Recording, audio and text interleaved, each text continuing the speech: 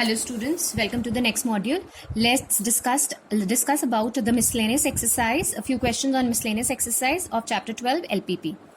I'll discuss question number 5 with you because it's a little different. Although question number 1 and 4 can be done by yourself.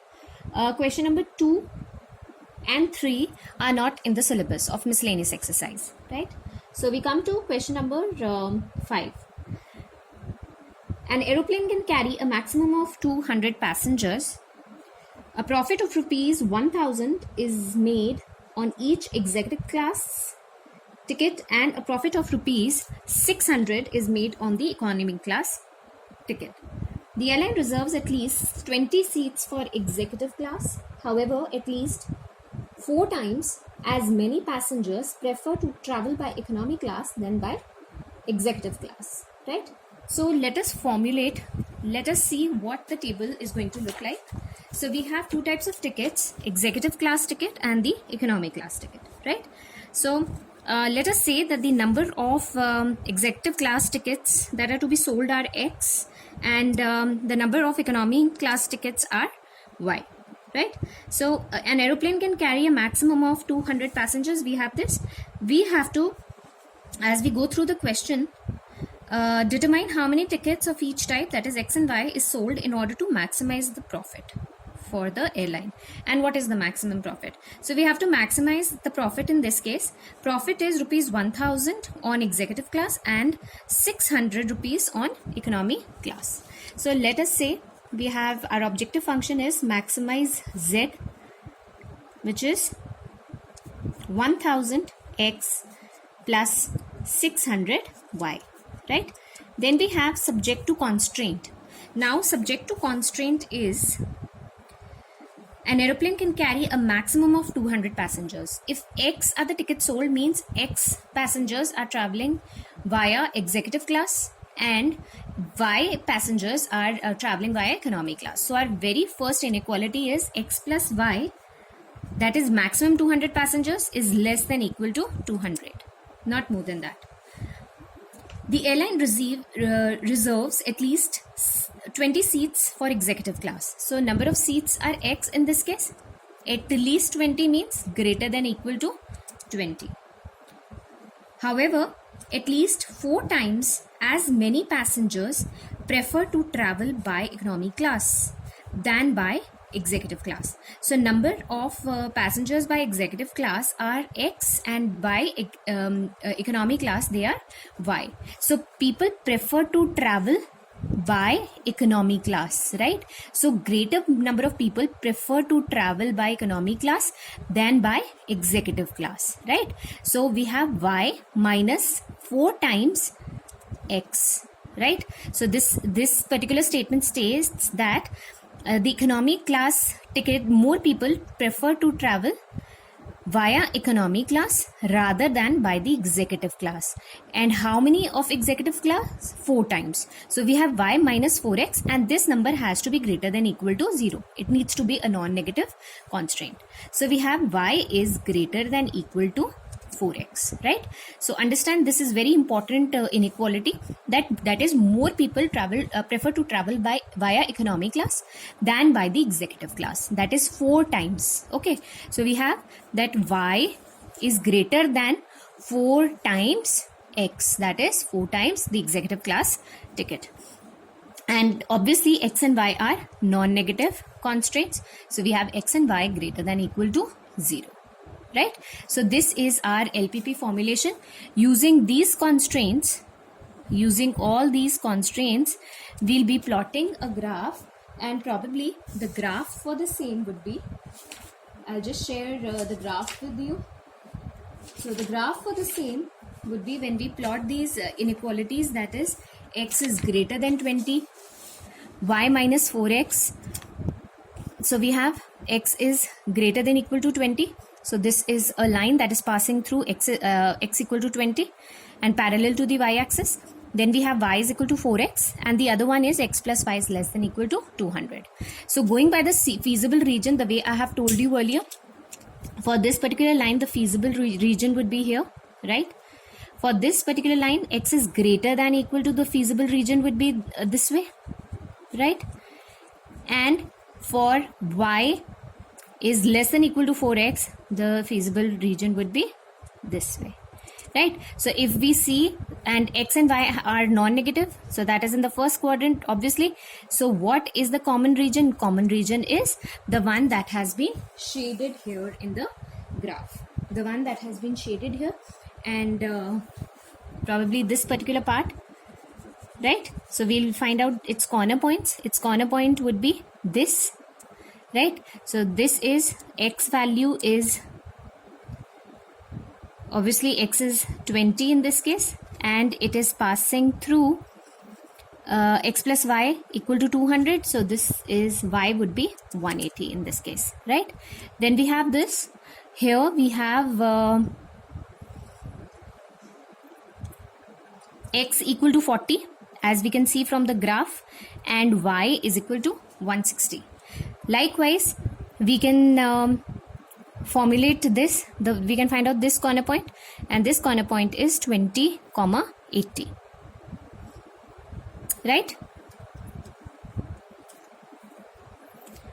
Yes. So this is 20, 80. Now, as we know, we'll be formulating a table, right? So the table would look like this. We have corner point, and then we have z, that is 1000x plus 600y. So our three sets of points are 20, 180. So we have 20, 180. Then we have 40, 160. And lastly, we have 20, 80. Right? So putting it here, 1000x into 20 is 20,000 plus 18 into 6, that is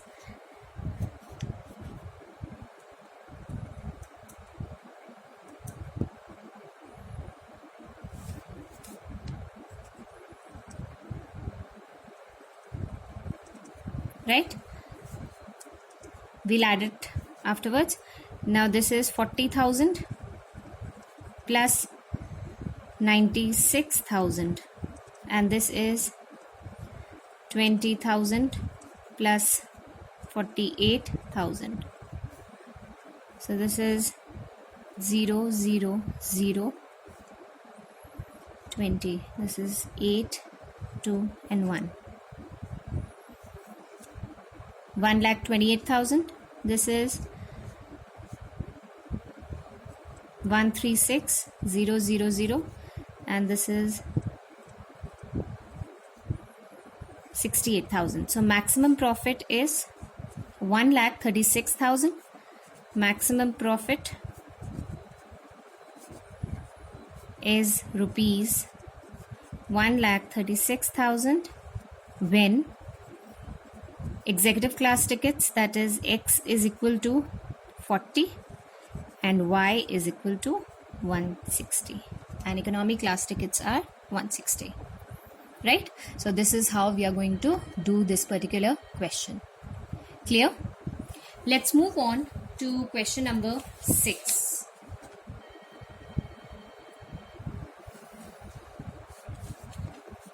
Question number 6 is a transportation problem completely, right? How we are going to solve it, I'll just let you know that. Let's go through the word problem first. There are two godowns, A and B, that have grain capacity of 100 quintals and 50 quintals. Then we have three ration shops, that is D, E and F. This is how we are going to represent it in the form of circles. They have the requirement of 60 quintals. This has a requirement of 50 quintals, and this has a requirement of 40 quintals, right? The cost of transportation per quintal from the godowns to the shops are given. We have a table for the same. How should the supplies be transported, right? So let us consider that A and B are basically the godowns, and D, E and F are the ration shops. So the godowns have to supply it to the ration shops. So we'll mark an arrow in the same way, that is from A to D, B to D. Likewise from A to E and B to E, and likewise from A to F, and then we have from B to F, right? Now we have A to D. A to D, let's say the number of quintals that are supplied from A to D are X, right? And the number of quintals of these grains that are supplied from A to E are Y, right? So since this particular ration shop has the capacity of 60 quintals, X it has already received from A. So from B, how much will it receive? It will receive 60 minus X, right? Because it cannot take more than 60 quintals. So if it takes X from A, so from B it's going to take 60 minus X. Likewise, if E takes Y from A, so from B it will take how much? Because it has a capacity of 50, it will take 50 minus Y, right? Now the remaining, how much is the remaining? Out of like 60 minus X, X has been given to D, Y has been given to E, so the remaining out of 100 has to be given to F. So we have 100 minus X minus Y, right? So we'll subtract from 100 minus X minus Y. I mean, this is how much we are going to supply it to F, right? Now remember, from B, 60 minus X has been given, 50 minus Y has been given out of 50. So the remaining, that is 50 minus 60 minus X plus 50 minus Y has to be given to F. So this is 50 minus 60. So we have X plus Y minus 60. That is to be given. Now the transportation cost is given. That is from A to D. From A to D, the transportation cost is rupees 6, right? From A to E, it is rupees 3, right? And from A to F, it is rupees 2.50, right? Likewise, we have from B to D, it is rupees 4. Then we have rupees 2, and this is rupees 3. Right? So we have to, what are we supposed to do? We have to find out the minimum cost, minimum transportation cost. So remember, total cost is how much? Number of quintals into cost per quintal, right? So likewise, number of quintals applied into cost per quintal. So we'll be finding out Z. We have to minimize it. And how much is this? Remember, cost 6 into X plus 3 into Y plus 2.5 into 100 minus X minus Y plus 4 into 60 minus X plus 2 into 50 minus Y plus 3 into X plus Y minus 60. So once we solve this, we have 6X plus 3Y plus, this is 250 minus 2.5X minus 2.5Y plus 240 minus 4X plus 100 minus 2Y plus 3X plus 3Y minus 180. So finally we get this as our objective function, that is 2.5X plus 1.5Y plus 410, right? Next is our subject to constraint, right? Now subject to constraint would be, remember, all these quantities, that is the quintals, the amount of quintals that are supplied must be non-negative. So we have our 100 minus X plus Y must be greater than equal to 0, right? Or we can write, taking it on the other side, X plus Y is less than equal to 100. So that is our first constraint. Then we have 60 minus X. 60 minus X is greater than equal to 100, it's non-negative. Or we can write X is less than equal to 60. Likewise, 50 minus Y is greater than equal to 0, or Y is less than equal to 50, right? And finally, we have 60, X plus Y minus 60. X plus Y minus 60 is greater than equal to 0, or X plus Y is greater than equal to 60, and X and Y are non-negative constraints, right? So this is how we are going to formulate our linear programming problem for the same. And likewise, the graph for the same using the constraints,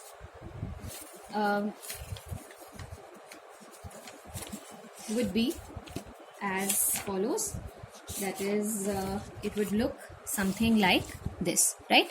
So we have this graph, x and y axis. X plus y is equal to 100, x plus y is 60. Then we have x is equal to 60, y is equal to 50, and the feasible region comes out to be this, the one that has been marked with A, B, C and D. So A, plotting a perpendicular here and here. So if y is 50, our x is 10 here. This particular point is, we can say this is 60, 0. This particular point will be, as we can see, 60, 40. And this point B, it would be 50, 50. So let's plot a table for the same. So the table for the same would be as follows. That is,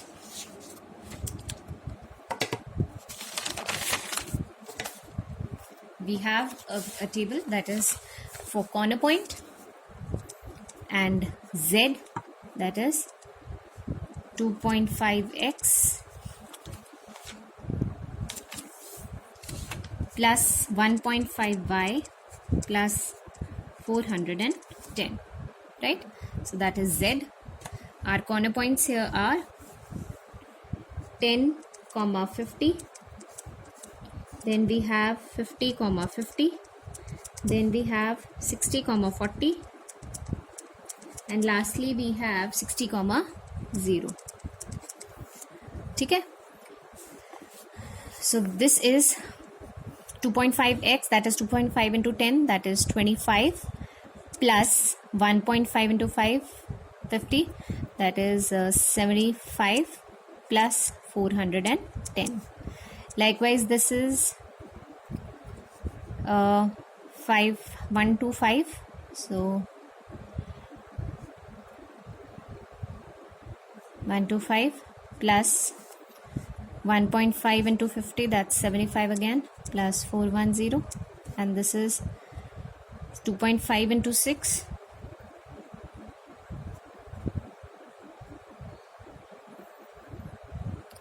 2.5 into 60, that is 1500,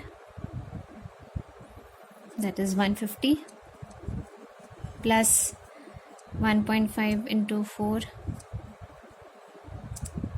60, plus 410, so this is 150, plus 0, plus 410.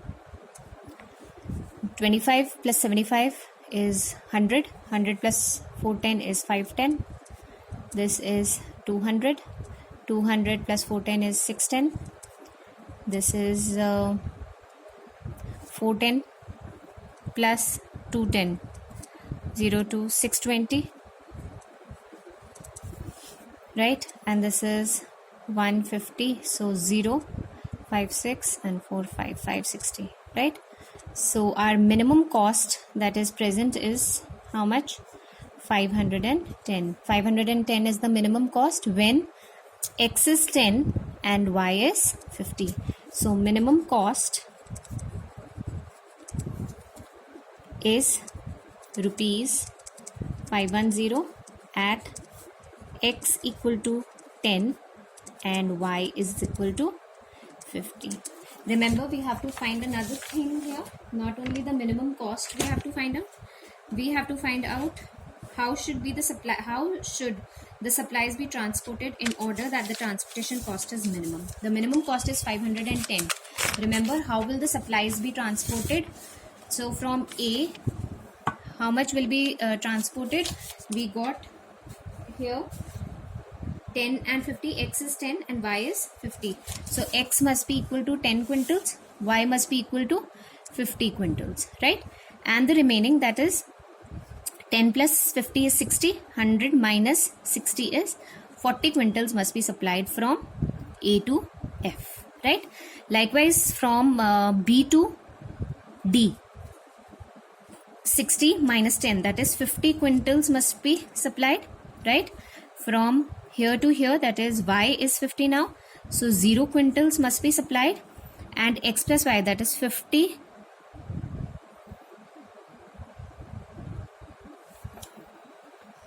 although entire this thing has been supplied over there, so here also we have a 0. So 0 supply will be made from B to E and from B to F, because already if we see 50 quintals has been supplied to D from B, and B can maximum give 50 to D. Therefore 0 quintals would be supplied to E, and likewise 0 quintals would be supplied to F. Right? So this is how we are going to solve this transportation problem.